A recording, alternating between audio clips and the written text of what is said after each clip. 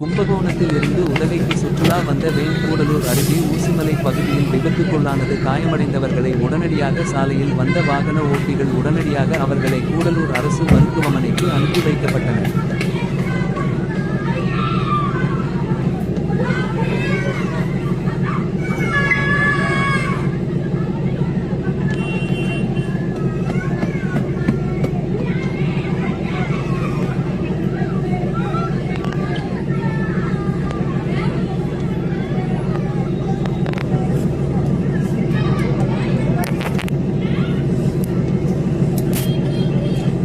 கும்பகோணத்தில் இருந்து உதகைக்கு சுற்றுலா வந்த வேன் கூடலூர் அருகே ஊசிமலை பகுதியில் விபத்துக்குள்ளானது. காயமடைந்தவர்களை உடனடியாக சாலையில் வந்த வாகன ஓட்டிகள் உடனடியாக அவர்களை கூடலூர் அரசு மருத்துவமனைக்கு அனுப்பி வைக்கப்பட்டனர்.